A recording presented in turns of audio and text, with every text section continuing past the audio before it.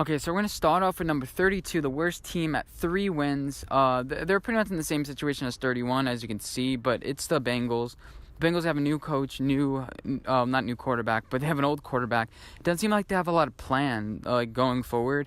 But Miami, it seems like they have more of a plan going forward. You know, you have Ryan Fitzpatrick for 2 years. You kind of see what they're doing. That's why I have them higher in the power ranking.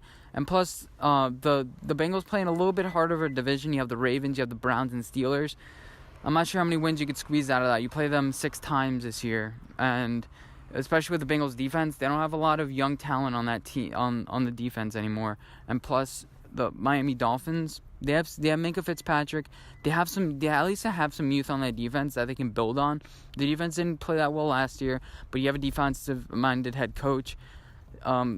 Starting with an offensive-minded head coach I don't think is the way to go, and you need defense first. Anyway, so number 30, I have the Tampa Bay Buccaneers at 4-12. Tampa Bay, you have Bruce Arians, Jameis Winston, Mike Evans, but you signed your offensive lineman to $16 million, and you have nothing else to spend. You don't really have a solution at the running back position. Your defense consists of Jason Pierre-Paul and maybe one cornerback. I don't even know the names of the cornerbacks. Like they can't be good if I don't know the names. So yeah, I've Tampa, especially playing Saints, Falcons. I don't know how good they're gonna do. Carolina, I actually have right ahead of them. The only wins I feel like both of them are gonna get are against each other. Carolina, they have Cam Newton and Ron Rivera. You have that core, but Cam Newton, he's been getting injured. They don't even have a backup for him. That defense, they got rid of Josh Norman a couple years ago. Luke Kuechly is getting older. I don't know. They got rid of Devin Funchess. I'm not sure about that offensive line if they can keep Cam Newton upright. So that's why I have them at 29. I think they're going to get 5 wins this season. Next up, I have the Redskins. I know, you have all this talent on defense. You have Landon Collins. Did they sign Earl Thomas? No, it wasn't. Earl Thomas went to the Reds. But they signed somebody else on defense. They have Case Keenum now. I think Case Keenum is better than you think, but I think their ceiling this year is 6 wins. They always sign people to big free agent deals.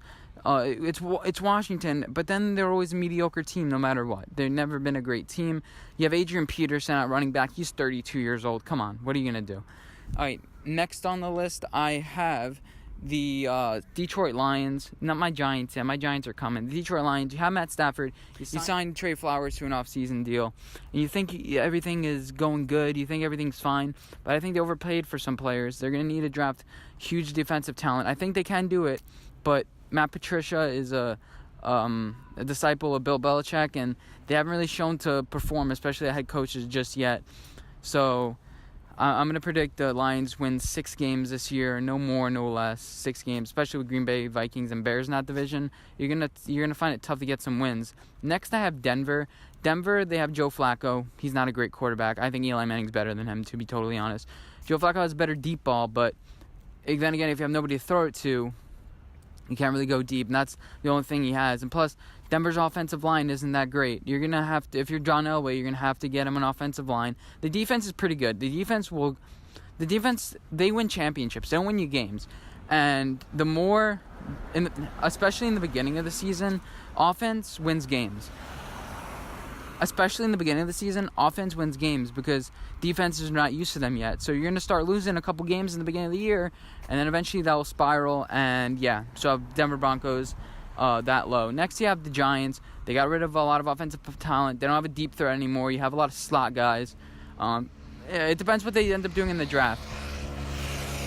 I think if you can get a defensive player, a quarterback, and an offensive lineman, in any which order, I don't care if you get for your first 3 picks in any which order, just defensive line, offensive line, quarterback. Those are the 3 you need. If you can flip Rosen for for a second round pick, get Josh Rosen, that's fine. So yeah, that's just my opinion about the Giants. Let's move on to the next number. I'm kind of lost with the numbers right now, but I have to say the Cardinals are next because they'll have Kyler Murray. They have defensive talent now. They got Terrell Suggs. They had a lot of off-season acquisitions that help the defense, and I like what Cliff Kingsbury is doing.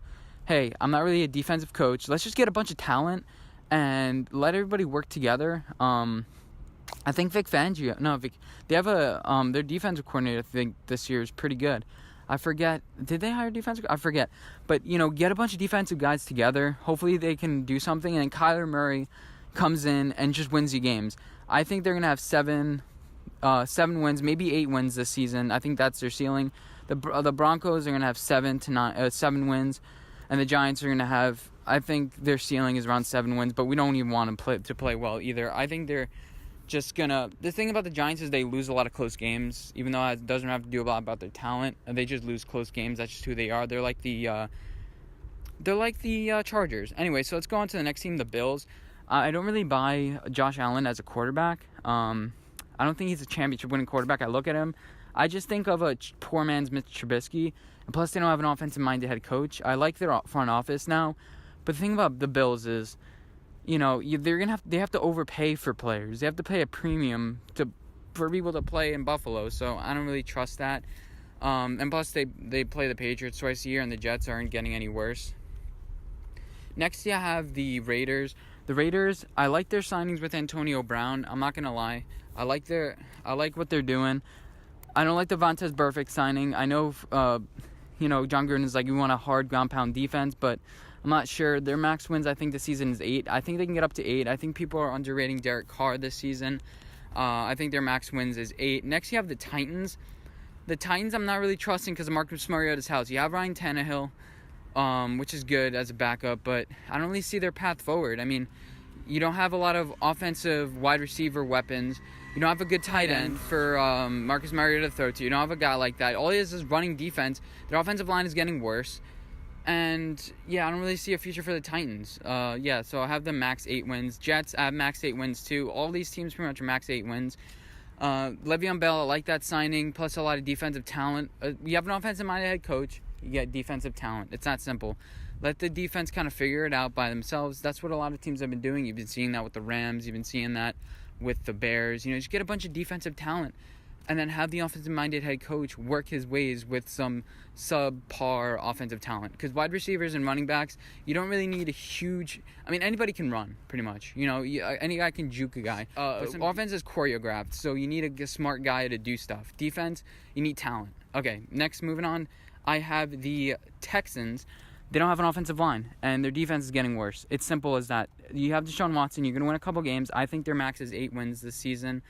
The Vikings, you have Kirk Cousins. He's gonna win you 9 games. He's gonna win you 9-10 games, but in primetime games, you're not really trusting him. But they're not gonna have a lot of primetime games this year because they haven't shown that they can perform. So I think they're gonna win a few more games than last year. Next, you have the Jaguars. Nick Foles, I believe in him, even though he only performs in clutch situations and stuff. But you have a defense that trusts him now. You have a defense that's good, trusts his abilities to play. And I think they struggle a little bit in the beginning to get things working, but eventually, down the stretch, they'll be competing for a wild card spot. Next, I have the Seahawks. You have Russell Wilson. That's it. I mean, they have 4 draft picks this draft. I really don't. People are projecting Seahawks 10 wins again. Oh yeah, it's going to be the same as next year. No, I don't think so.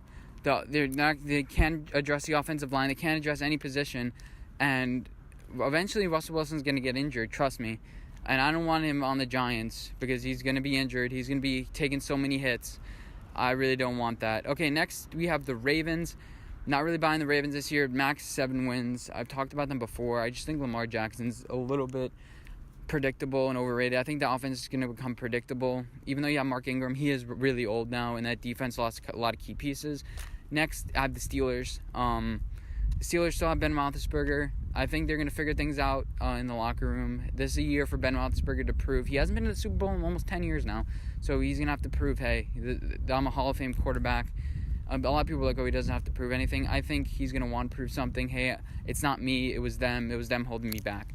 Next, I have the Falcons.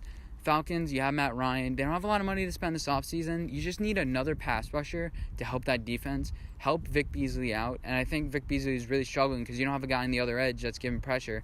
People are like, oh, Vic Beasley is getting worse. Well, if you double team him, he's obviously going to get worse, I think the Falcons could win 10 games this season. The next is the Browns. I think the Browns, their power rankings are high now, but this is the most volatile team. I think by the end of the year they can be either 25 or they can be number 3. It all depends on how they can gel well together and how how the Browns deal with Odell Beckham Jr. shenanigans. I've talked about the Browns a lot. I think they should be favored to win the division. Will they win the division?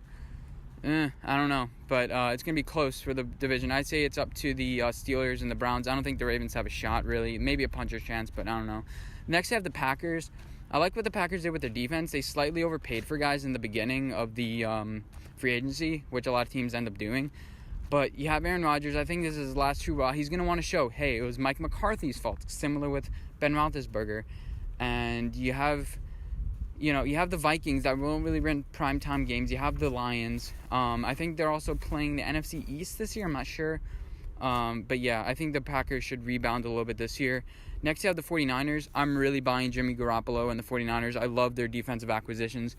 But usually the winner of the offseason doesn't really play that well like the Browns. But usually the winner of the offseason ends up crumbling.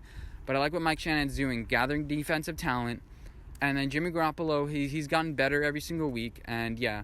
So next, the Cowboys. I think they're all the rest of the teams from the Packers on. I think are Super Bowl contenders. I see these teams winning the Super Bowl. The rest, I cannot see winning the Super Bowl this year, besides maybe the Jaguars. But Cowboys, I see them max 11 wins. Saints. I was thinking about putting them down, but I didn't really want to disrespect Drew Brees. I can see them. I could see them down by the Ravens, honestly. But yeah, I have to respect Drew Brees for now. But we'll see as the season wanes what they're going to be. The Eagles have Carson Wentz. He's learned under Nick Foles, and I think he can only improve. He's only getting better. He can only learn from here on out. And I like some of their defensive moves this year. The Rams, you still got to respect Sean McVay. They're the reigning defensive, and they didn't get much worse. They really don't want to sign Ndamukong Suh, but they re-signed a couple other guys. I keep on forgetting his name. The guy from the Jaguars. The name's gonna come to me, but yeah, I think that they're gonna be in pretty good shape. They just need their running back situation sorted out. If you can trade Todd Gurley for somebody, maybe draft Josh Jacobs even if the Eagles don't grab him. I think you need to address the running back position. The Chargers, they still have one of the best rosters in the league. They didn't really lose a lot of talent. I think the defense can be really healthy. You have Anthony Lynn as a coach, second year coming in. I think he did a really good job last year. It wasn't just the talent, it was also the coach. And we'll see. They have expectations this year like they did last year, and let's see if they can actually win in the playoffs. Okay, next I have the Bears. Mitch Trubisky going on to his third season. Last year, going on to the third season with Jared Goff, second season with Jared Goff and Sean McVay. It was Jared Goff's third season. They made it to the Super Bowl. Let's see if the Bears have similar future. The next three teams are AFC teams. We have the Colts, Patriots, and Chiefs. These are the top three favorites. The Colts still have a lot of money to spend, and maybe they even get Ndamukong Suh. And they have 10 draft picks or 9 draft picks, which they can really address the young talent, get this team younger. Same thing with the Patriots, get this team younger. Maybe find your successor. I think Daniel Jones or Josh Rosen, the Patriots can get them. They'll be set for the future. Depends what the scouts see, because I'm not a professional scout, guy. The Chiefs lost, number one, the Chiefs lost some defensive talent. I'll have all the win totals because, we're running out of time. But I have all the win totals on the screen, which I think they're going to be around. What I think the over-under should be, or I think they're going to be around, not the over-unders, because usually the over-unders are a little bit higher or lower. Because if you have the over-under for the Chiefs at, 13, you're going to lose a lot of money. Because if they lose 3 games, all of a sudden, you're pushing. But anyway, the Chiefs, even though they lost some defensive talent, I think they're moving in the right direction. Andy Reid's an offensive-minded head coach, but you need some defensive talent. A lot of their defensive guys were old. You need to address that now. Get some young, hungry defensive guys. Get some good corners in the draft because there are a lot of them this year. And I think they still need a little bit more veteran leadership on that defense. But I think they should be good. And I'm kind of concerned with a couple offensive weapons missing. But again, if you have the same offensive weapons every single year, people are going to start picking up on your trends. So have Andy Reid develop some new plays for different guys' skill sets, and I think you should be good. I think they're max. I think they can win 13 games this year. Anyway, hope you guys enjoyed this video. If you did, make sure to give it a like rating. While you're down there, please comment, favorite, and subscribe if you haven't already. Anyway, thank you guys for watching, and I'll see you in my next video. Bye, guys.